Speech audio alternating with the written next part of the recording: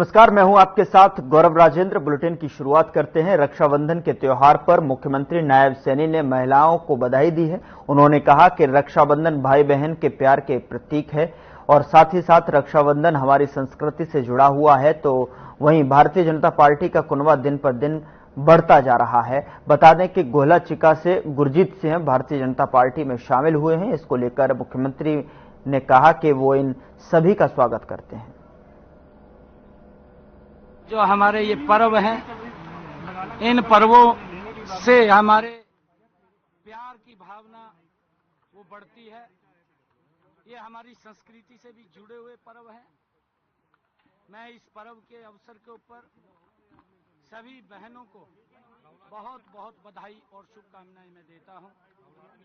आज मेरे लिए ये बहुत ही गर्व की बात है कि भारतीय जनता पार्टी का परिवार निरंतर आगे बढ़ रहा है और आज उस कड़ी में हमारे लोकतंत्र सुरक्षा पार्टी के पदाधिकारी रहे, उनसे चुनाव लड़ा नायब सिंह पटाक माजरा आज अपने पूरे साथियों के साथ भारतीय जनता पार्टी की सदस्यता को हजारों की संख्या में ज्वाइन किया है। और हमारे आम आदमी पार्टी के जो गुल्ला हलका से अपने गुरजीत सिंह जी हैं, इन्होंने भारतीय जनता पार्टी को ज्वाइन किया है। मैं इन सब का भारतीय जनता पार्टी के परिवार में शामिल होने पर बहुत बहुत बधाई और शुभकामनाएं देता हूं। मुझे पूर्ण विश्वास है लगातार जिस प्रकार से भारतीय जनता पार्टी का परिवार बढ़ रहा है और लोग लगातार जुड़ रहे हैं। कांग्रेस की दुकान झूठ की दुकान थी, वो दुकान खाली हो चुकी है। उस झूठ की दुकान में अंदर सामान नहीं है। उस दुकान के अंदर 2-4 लोग बैठे हैं और वो लोग झूठ बोल रहे हैं। उनका एक ही ध्येय है कि भाई झूठ बोल का कोई मारा तीर में तुक्का लग जा तो हम लगा लें और नहीं लगा तो बैठे आराम से। ये स्थिति कांग्रेस की है और हम लगातार भारतीय जनता पार्टी, हमारी सरकार ने, डबल इंजन सरकार ने, आदरणीय नरेंद्र मोदी और हरियाणा सरकार ने मिलकर के हरियाणा के 2 करोड़ 80 लाख लोगों की अपेक्षाओं के ऊपर खरा उतरने का काम ये पिछले 10 वर्षों में हमारी सरकार ने किया है। मुझे खुशी है, चाहे योजना बना करके एक योजनाबद्ध तरीके से हर वर्ग को सरकार की योजना के साथ जोड़ने का पूर्ण प्रयास किया गया। उधर हरियाणा के मुख्यमंत्री नायब सिंह सैनी ने गोहाना के रास्ते रोहतक जाते हुए दरियादिली दिखाई। सोनीपत के गांव चढ़ाना से जाते हुए सड़क किनारे रुककर किसानों से मुलाकात की। इस दौरान किसानों ने उनका पगड़ी पहनाकर स्वागत भी किया। आपको बता दें कि मुख्यमंत्री ने किसानों से बेहद ही सादगी से मुलाकात करते हुए उनकी बातों को गौर से सुना। इस दौरान गांव के किसान बेहद खुश भी नजर आए। तो सीएम सैनी की दरियादिली देखकर जो है वहां मौजूद किसान मंत्रमुग्ध हो गए।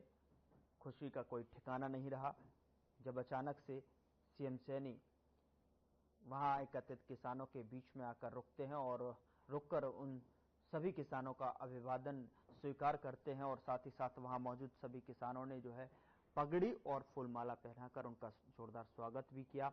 और ऐसे में सीएम सैनी ने अपना बड़ा दिल दिखाते हुए, दरियादिली दिखाते हुए सभी किसानों की बातों को गौर से सुना।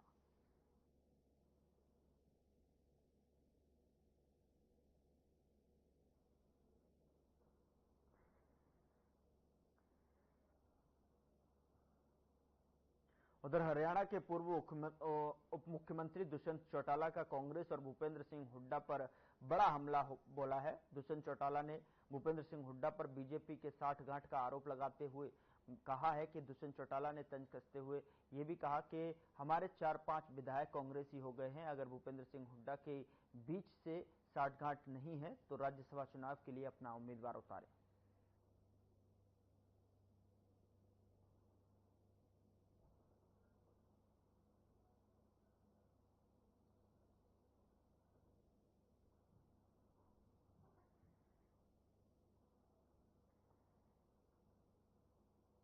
अगली खबर का रुख करते हैं। हर साल की तरह इस बार भी हरियाणा सरकार ने रक्षाबंधन के मौके पर बहनों को खास तोहफा देते हुए हरियाणा रोडवेज की बसों में यात्रा को फ्री किया है। सरकार के इस फैसले के बाद हरियाणा रोडवेज ने कल दोपहर 12 बजे से आज मध्यरात्रि तक महिलाओं और उनके साथ 15 साल तक के बच्चे के लिए फ्री बस सेवा की है। महिलाओं को किसी प्रकार की परेशानी ना हो, इसके लिए एक्स्ट्रा बसें भी चलाई गई हैं। वहीं सरकार के इस फैसले का महिलाओं ने स्वागत किया है और सरकार की जमकर तारीफ भी की है। इसको लेकर Ambala cantt bus stand incharge Ajit ने बताया कि अभी तक महिलाओं को किसी प्रकार की कोई समस्या नहीं आई है।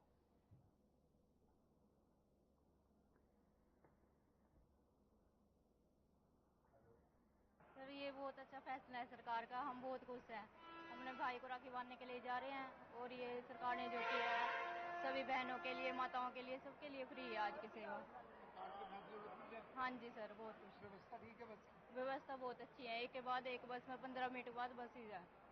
अब बस ही नहीं सर, कोई परेशानी नहीं। रक्षाबंधन को मद्देनजर रखते हुए किसी भी बहन को या किसी अन्य यात्री को कोई परेशानी ना हो, इसके लिए हमने पुख्ता इंतजाम किए हुए हैं।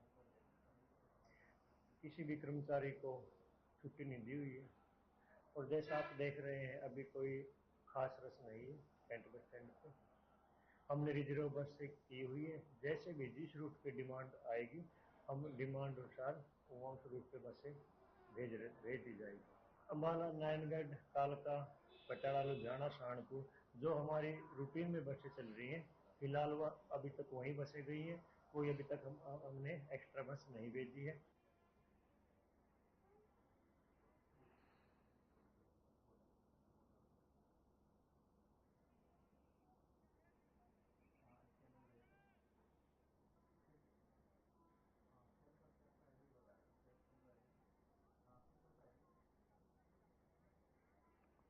उधर कांग्रेस की हरियाणा मांगे हिसाब पदयात्रा के तहत अंबाला छावनी में कार्यक्रम का आयोजन किया गया। सांसद दीपेंद्र हुड्डा ने पदयात्रा में पहुंचकर कार्यकर्ताओं में जोश भरा, तो वहीं बीजेपी और मुख्यमंत्री नायब सिंह सैनी पर भी निशाना साधा। इतना ही नहीं, दीपेंद्र हुड्डा ने वायरल हो रहे ट्वीट को लेकर भी बीजेपी पर निशाना साधते हुए कहा कि ये सब बीजेपी के आईटी सेल का खेल है और साथ ही साथ उन्होंने कहा कि बीजेपी कुछ कामों में तो माहिर है। पिछले दिनों बीजेपी ने कई घोषणा की, लेकिन अभी तक उनमें से कोई भी घोषणा लागू नहीं हुई है। उन्होंने कहा इसलिए अब बीजेपी को ये महसूस होने लगा था कि ये घोषणाएं झूठी हैं और यह लागू नहीं हो सकती हैं या इन योजनाओं को उनको लागू करने की जो है नीयत नहीं थी। साथ ही उन्होंने कहा कि हरियाणा मांगे हिसाब में देश का जन जन हिसाब मांग रहा है कि पिछले 10 सालों में सरकार ने उनके लिए क्या किया है।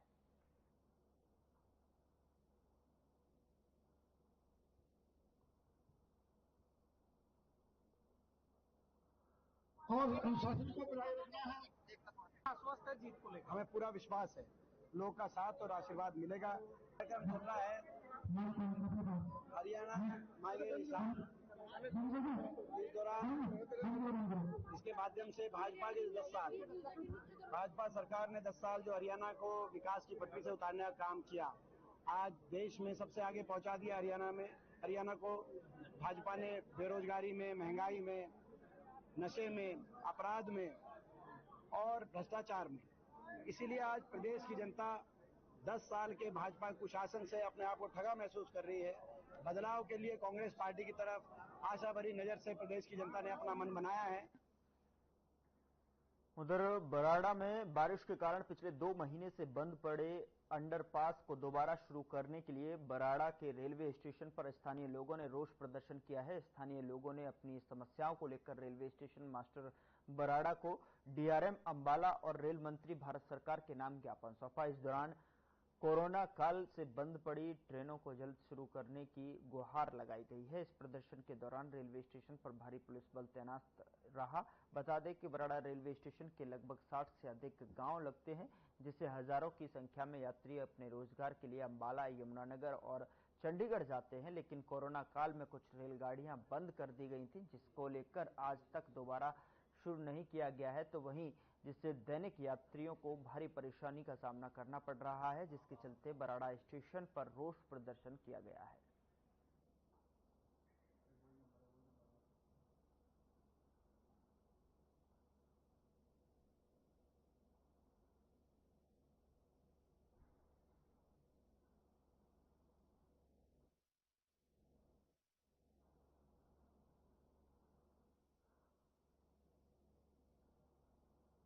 सभी साथियों के साथ जो कोरोना काल से हमारी 5 गाड़ियां पैसेंजर बंद हुई पड़ी हैं और लगभग 20-25 गांव इसके साथ जुड़े हुए हैं और बहुत तगड़ी समस्या आ रही है। हमारी हल्का के पूरे गांव की ये मांग है कि इन ट्रेनों को जल्दी से जल्दी चलाया जाए ताकि लोगों की मुश्किलों को हल किया जा सके और कुछ हमारे जो पुल हैं जो रेलवे के माध्यम से बने हुए हैं उनकी बहुत खस्ता हालात है, उनको ठीक करवाया जाए और हमारी एक ही मांग है कि जल्दी से जल्दी सरकार इस ओर ध्यान दे। और आज हमने एक मेमोरेंडम स्टेशन मास्टर को दिया है और डीआरएम के लिए और रेलवे मंत्री के लिए। यहाँ पर कोरोना काल के समय 5 पैसेंजर गाड़ियों को बंद किया गया था, उनको दोबारा नहीं चलाया गया और यहाँ पर बराड़ा रेलवे स्टेशन के नजदीक रेलवे अंडरपास नंबर 111 बनाया गया था और उसके बाद रेलवे अंडरपास नंबर 112 बनाया गया। दोनों पुलों की हालत ठीक नहीं, जिस कारण इस क्षेत्र की जनता को परेशानी आ रही है। हमने इनके बारे में पहले भी लिख कर दिया लेकिन कोई कार्रवाई नहीं हुई और जिसका नतीजा ये हुआ कि समय पर इन्होंने पुल का सावधानी नहीं बरती। आज हमने यहाँ पर स्टेशन अधीक्षक जी को एक मांग पत्र दिया है क्योंकि कोरोना काल से ना यहाँ पर 5 गाड़ियां बंद थी और बराड़ा क्षेत्र के अधीन लगभग 60 गांव आते हैं जिनमें से लोगों को मुसाफिरों को आने जाने के लिए बहुत ही दिक्कत का सामना करना पड़ रहा है। 5 गाड़ियां कोरोना काल से लेकर आज तक नहीं चली और 60 गांव का संपर्क आज बराड़ा से टूट चुका है। आज इसी को लेकर हमने आज स्टेशन अधीक्षक जी को मांग पत्र बलजीत सिंह जी के माध्यम से दिया है और हम सरकार से मांग करते हैं कि इन गाड़ियों को चलाया जाए ताकि लोगों की जो असुविधा है, जो लोग परेशान हो रहे हैं, उनको कोई दिक्कत ना हो।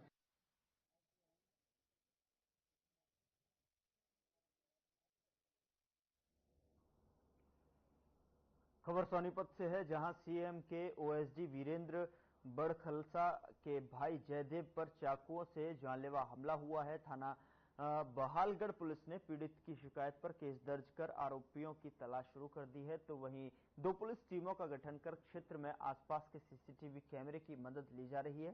साथ ही बता दें कि पीड़ित जयदेव ने बताया कि वह अपनी दुकान से घर लौट रहे थे, तभी 2 बदमाशों ने उन पर चाकू से हमला कर दिया, जिसमें उन्हें 6 जगह पर चोट आई है। फिलहाल उनको अस्पताल से छुट्टी दे दी गई है। उन्होंने पुलिस से जल्द आरोपियों को गिरफ्तार करने की मांग की। साथ ही बता दें कि बदमाश जब उनका बैग लूटकर भाग रहे थे तो बहादुरी दिखाते हुए उनसे बैग वापस छीन लिया।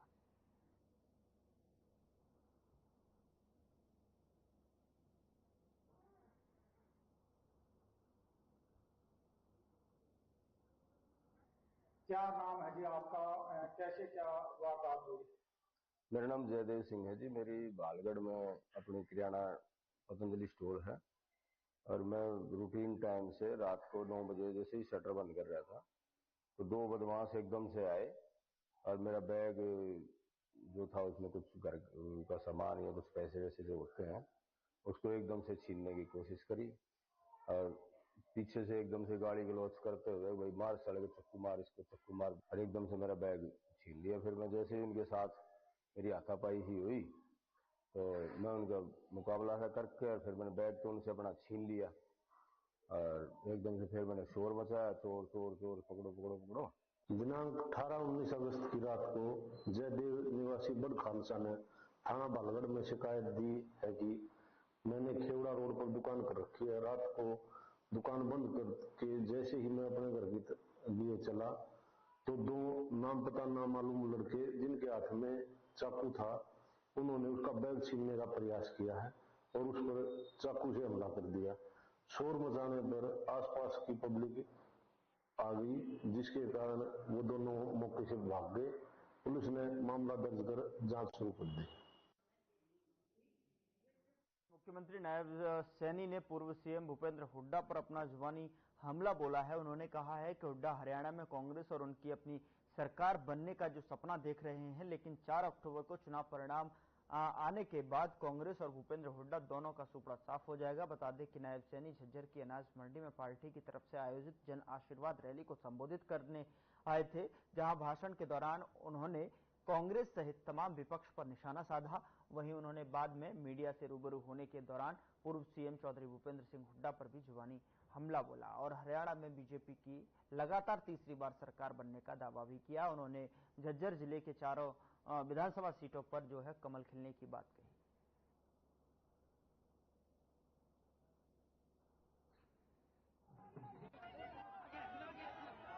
भारतीय जनता पार्टी की पूरी तैयारी है। भारतीय जनता पार्टी हरियाणा प्रदेश के अंदर बड़े मैंडेट के साथ तीसरी बार सरकार बना रही है। नरेंद्र मोदी जी ने तीसरी बार प्रधान सेवक के रूप में शपथ लिया है। उनके नेतृत्व में हरियाणा विकास की और गति से विकास की ऊंचाइयों को छुए। हरियाणा की जनता ने यह मन बना लिया है कि तीसरी बार भी हरियाणा में भारतीय जनता पार्टी की सरकार बड़े मैंडेट के साथ बनाएंगे।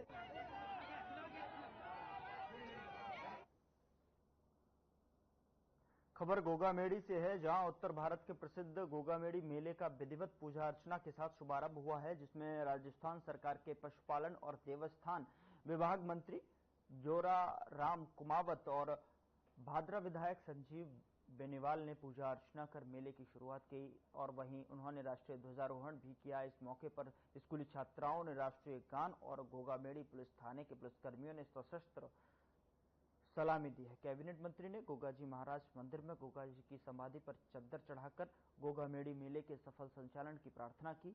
तो वहीं समारोह को संबोधित करते हुए देवस्थान विभाग और पशुपालन मंत्री ने बताया कि गोगाजी के मेले में श्रद्धालुओं के लिए विश्राम के लिए छाया, सफाई और सुरक्षा के साथ साथ पेयजल सहित अन्य सभी प्रकार की व्यवस्थाएं प्रशासन ने की है।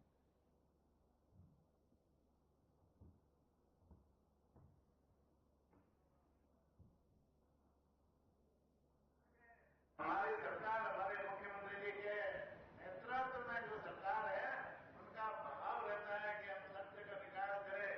कई मंदिरों में अभी जैसे है ना, कम से कम 27-28 या ज्यादा, इससे भी ज्यादा मंदिरों में माननीय मुख्यमंत्री जी ने विकास के लिए घोषणा की है। निश्चित रूप से मंदिरों का विकास करना, सभी मंदिरों का विकास करना भी हमारा ध्येय है और निश्चित रूप से हम करेंगे। इस संबंध में ये एक प्रपोजल अच्छा सा आ जाए तो हम मुख्यमंत्री जी से बात करके इसको भी स्वीकृत करवाएंगे।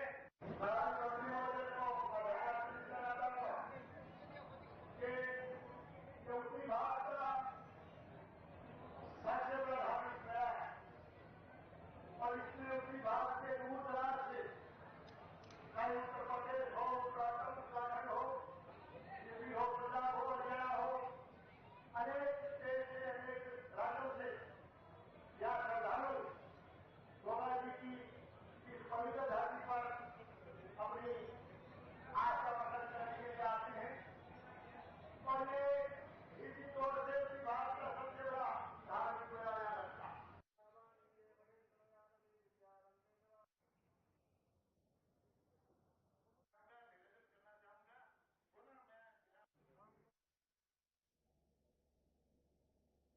बड़खल की जनता आज सड़कों, सीवर, बिजली, पानी, फैमिली आईडी की समस्याओं को लेकर परेशान है और बदलाव चाहती है।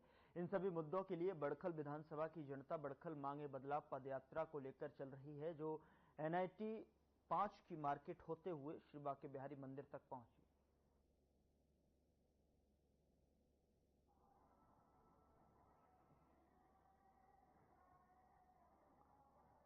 तो बड़खल से तस्वीरें हैं जहां पर लोगों को काफी समस्याओं का सामना करना पड़ रहा है और उन समस्याओं को लेकर जो है आज पदयात्रा निकाली गई। और उन समस्याओं की बात करें तो सड़कों को लेकर, सीवर, बिजली, पानी की जो मूलतः प्रमुख जो समस्याएं हैं उनको लेकर जो है ये यात्रा जो है निकाली गई है। बदलाव, बड़खल मांगे बदलाव पदयात्रा इसको नाम दिया गया।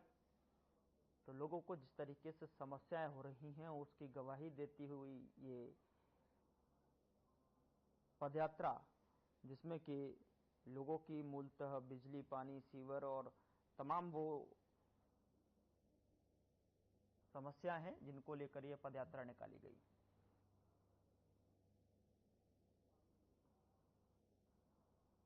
उधर हिसार में खरड़ गांव के रहने वाले आनंद की गोली मारकर हत्या करने के मामले में आरोपियों की जो गिरफ्तारी की मांग को लेकर परिवार वालों ने जो है हिसार दिल्ली हाईवे जाम कर दिया और इस दौरान भारी संख्या में पुलिस बल तैनात रहा। साथ ही बता दें कि ग्रामीणों ने रोड जाम करने से पहले गांव में पंचायत को और इसके बाद नेशनल हाईवे नंबर 9 को जाम कर दिया। इस दौरान पुलिस ने रोड जाम न करने की भी अपील की, लेकिन ग्रामीणों ने गांव के मौजूदा सरपंच सहित बदमाशों की गिरफ्तारी की मांग करते हुए रोड जाम कर दिया। वहीं खरड़ गांव के जिला परिषद जनप्रतिनिधि और किसान नेता कुलदीप खरड़ ने कहा कि अगर प्रशासन हमारी मांग को नहीं मानते हैं तो हम दोनों तरफ का रोड जाम कर देंगे और यहां से नहीं हटेंगे।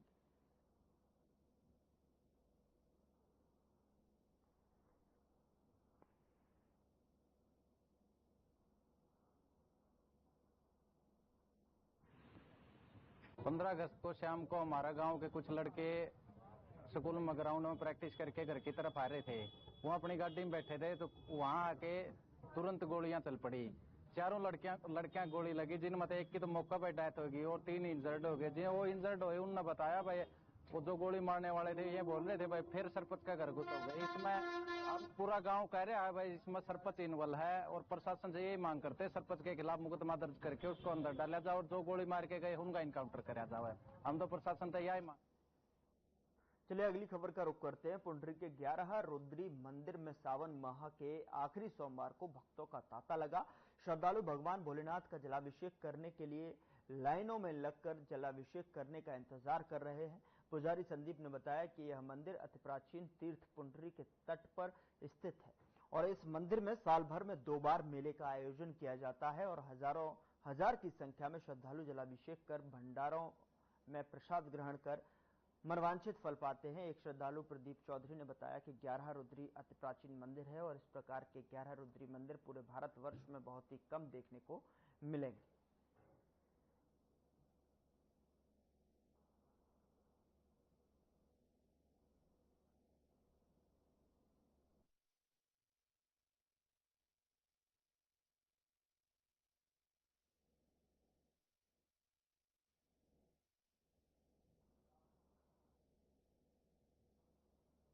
फिलहाल बुलेटिन में इतना ही। नमस्कार।